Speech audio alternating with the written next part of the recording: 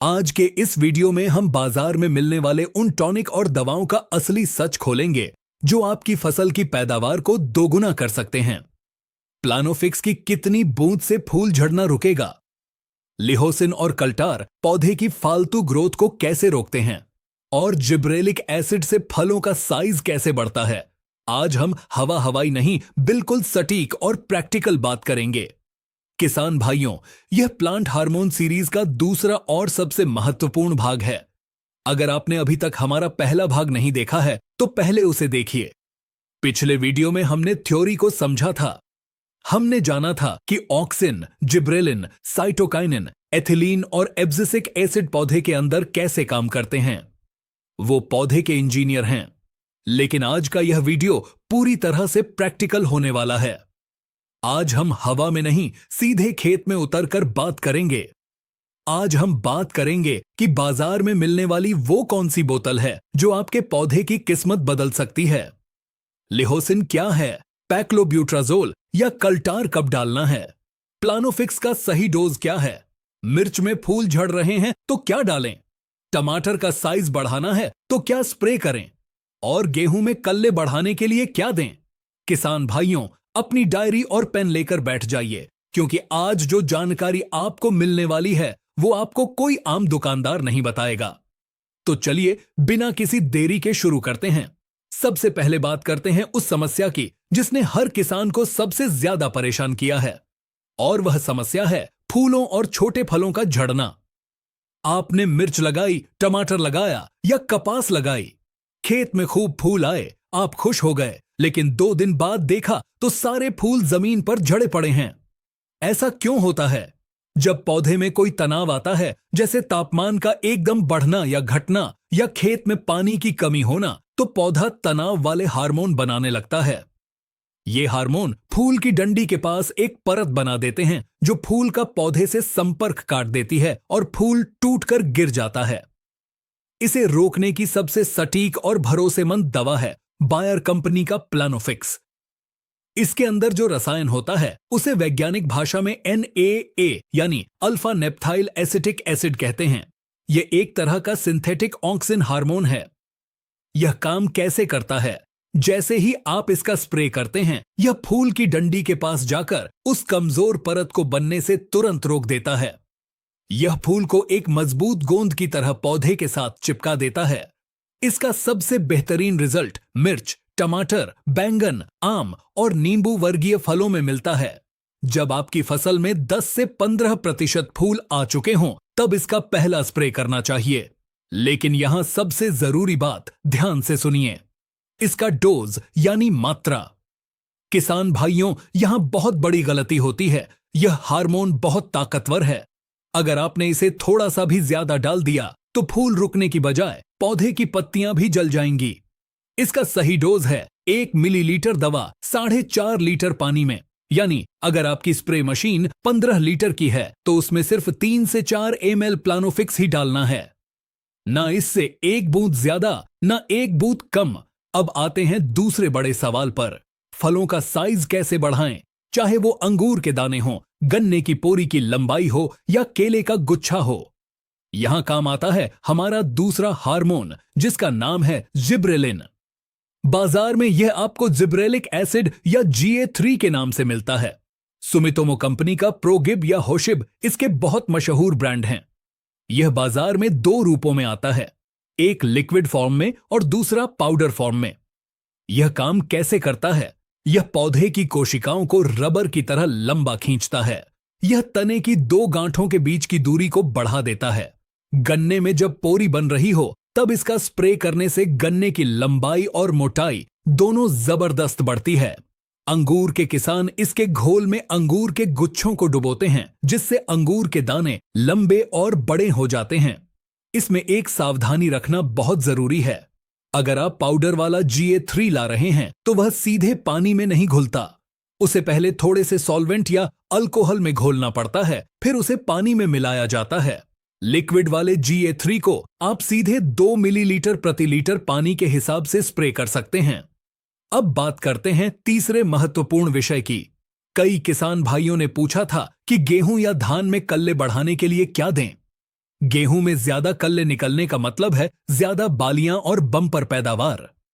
नई शाखाएं और कल्ले निकालने का काम करता है हार्मोन साइटोकाइनिन। लेकिन बाजार में एकदम शुद्ध साइटोकाइनिन ढूंढना बहुत मुश्किल और महंगा काम है। इसका सबसे बेहतरीन और प्राकृतिक स्रोत है समुद्री शैवाल का अर्क, जिसे हम सीवीड एक्सट्रैक्ट कहते हैं। बाजार में यह आपको इफ्को की सागरिका, पीआई की बायोविटा या बायर की एम्बिशन के नाम से आसानी से मिल जाता है। इनमें प्राकृतिक रूप से साइटोकाइनिन, ऑक्सिन और कई सूक्ष्म पोषक तत्व भरे होते हैं। गेहूं में जब आप पहला पानी लगाते हैं, जो कि 20 से 25 दिन पर लगता है, तब आप यूरिया के साथ 8 से 10 किलो दानेदार सीवीड मिलाकर खेत में छिटक दें। अगर आप स्प्रे करना चाहते हैं तो 30 से 35 दिन की अवस्था पर 2.5 से 3 ml लिक्विड सीवीड प्रति लीटर पानी में मिलाकर स्प्रे करें। इससे पौधा एकदम हरा भरा होगा, जड़ें गहराई तक जाएंगी और कल्ले जबरदस्त निकलेंगे। चलिए अब आगे बढ़ते हैं और बात करते हैं पौधे की अनावश्यक वृद्धि को रोकने वाले ब्रेक के बारे में। किसान भाइयों, कई बार हमारी फसल जैसे सोयाबीन, चना, मूंगफली या लहसुन और प्याज बहुत ज्यादा बढ़ने लगती है। पत्तियां तो खूब बड़ी बड़ी हो जाती हैं, लेकिन नीचे फल या कंद नहीं बनता। पौधे की सारी ताकत सिर्फ हाइट बढ़ाने में खर्च हो जाती है। यहां हमें पौधे को एक ब्रेक लगाना पड़ता है। इसके लिए हम ग्रोथ रिटार्डेंट का इस्तेमाल करते हैं। इसमें 2 नाम सबसे बड़े हैं। पहला है लिहोसिन और दूसरा है कल्टार। पहले लिहोसिन को समझते हैं। इसके अंदर क्लोरमेक्वेट क्लोराइड होता है। यह क्या करता है? यह पौधे की ऊपरी ग्रोथ को, यानी उसकी हाइट को वहीं का वहीं रोक देता है। जब पौधे की हाइट रुक जाती है तो पौधा अपनी सारी बची हुई ऊर्जा तने को मोटा करने, नई शाखाएं निकालने और फल या कंद का साइज बढ़ाने में लगा देता है। लहसुन और प्याज में जब फसल 60 से 70 दिन की हो जाए और कंद बनने लगे, तब लिहोसिन का स्प्रे करने से पत्तियों की ग्रोथ रुक जाती है और नीचे कंद का साइज बहुत शानदार और मोटा बनता है। इसी तरह सोयाबीन और चने में जब फूल आने शुरू हों और आपको लगे कि पौधा बहुत ज्यादा भाग रहा है, तब इसका इस्तेमाल करें।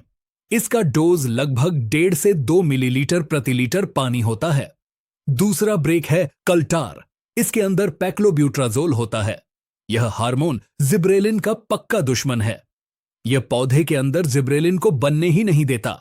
इसका सबसे बड़ा इस्तेमाल आम के बागों में होता है। जिन आम के पेड़ों में एक साल फल आते हैं और दूसरे साल नहीं आते, उनमें कल्टार को जड़ों में दिया जाता है, जिससे पेड़ में जबरदस्त फूल आते हैं। सब्जियों में इसका इस्तेमाल बहुत सावधानी से केवल तब करना चाहिए जब बेल बेतहाशा भाग रही हो और फल न दे रही हो। अब बात करते हैं फलों को पकाने वाले मास्टरमाइंड हार्मोन की। मान लीजिए आपने टमाटर लगाया है। मंडियों में भाव बहुत अच्छा आसमान छू रहा है, लेकिन आपके खेत में टमाटर अभी भी हरे हैं और पकने में बहुत समय ले रहे हैं। ऐसे में आपको जरूरत है एथिलीन हार्मोन की। बाजार में यह बायर कंपनी के एथरेल के नाम से आता है। इसके अंदर इथेफोन होता है। यह एक लिक्विड है जो पौधे के अंदर जाकर इथिलीन गैस में बदल जाता है और फलों को बहुत तेजी से एक समान लाल करता है। गन्ने की फसल को एक साथ पकाने के लिए, आम और पपीते को पकाने के लिए और टमाटर को खेत में ही जल्दी लाल करने के लिए इसका स्प्रे किया जाता है। टमाटर के लिए 1.5 से 2 मिलीलीटर प्रति लीटर पानी में इसका स्प्रे करें, लेकिन ध्यान रहे इसका स्प्रे तभी करें जब फल का आकार पूरा हो गया हो और वह हल्का सा रंग बदलने लगा हो। एकदम कच्चे और छोटे फलों पर इसका स्प्रे करने से वो सिकुड़ जाएंगे। आखिर में एक बहुत ही खास हार्मोन की बात करते हैं। आपने शुरुआत में टमाटर और सब्जियों का साइज और चमक बढ़ाने का सवाल किया था। इसके लिए एक बहुत ही शानदार और आधुनिक हार्मोन है जिसे हम होमोब्रासिनोलाइड कहते हैं। बाजार में यह गोदरेज कंपनी के डबल के नाम से बहुत मशहूर है। यह 6ठी पीढ़ी का नया प्लांट हार्मोन है। यह पौधे की पूरी कार्यप्रणाली को तेज कर देता है। यह फूलों को झड़ने से रोकता है, फलों के साइज को एक समान करता है और फल में एक बहुत ही गजब की चमक लाता है। फूल आते समय और फल बनते समय आधा से 1 मिलीलीटर प्रति लीटर पानी के हिसाब से इसका स्प्रे करने से टमाटर, बैंगन और मिर्च का साइज और मंडी वाला रेट दोनों शानदार हो जाते हैं।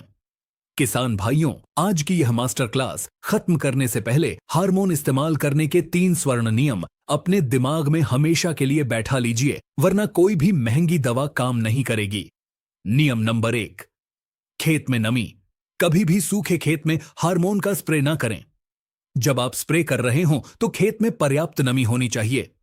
हार्मोन को पौधे के अंदर दौड़ने के लिए पानी की बहुत जरूरत होती है। नियम नंबर 2, सही समय। स्प्रे हमेशा सुबह जल्दी जब ओस सूख जाए या शाम को 4 बजे के बाद करें। तेज धूप और ज्यादा तापमान में हार्मोन उड़ जाते हैं या पौधे की पत्तियों को जला देते हैं। नियम नंबर 3, दवाओं को मिलाने से बचें। कोशिश करें कि हार्मोन का स्प्रे अकेला ही करें। इसे बहुत कड़क फंगीसाइड या खरपतवार नाशक के साथ कभी ना मिलाएं। अगर मिलाना बहुत जरूरी हो तो पहले एक छोटी बाल्टी में थोड़ा सा घोल बनाकर देख लें कि वह दूध की तरह फट तो नहीं रहा है। तो किसान भाइयों, यह था प्लांट हार्मोन का पूरा प्रैक्टिकल और जमीनी ज्ञान। अब आप बाजार जाकर दुकानदार से यह नहीं कहेंगे कि मुझे कोई टॉनिक दे दो। अब आप सीना तान कर कहेंगे कि मुझे फल का साइज बढ़ाना है, मुझे जिब्रेलिक एसिड दो, या मेरे फूल झड़ रहे हैं, मुझे प्लानोफिक्स दो। यही टेक्निकल एग्रीकल्चर चैनल का एकमात्र उद्देश्य है, आपको एक पढ़ा लिखा, वैज्ञानिक और आत्मनिर्भर किसान बनाना। अगर आपको यह जानकारी सही और भरोसेमंद लगी हो तो इस वीडियो को लाइक जरूर करें।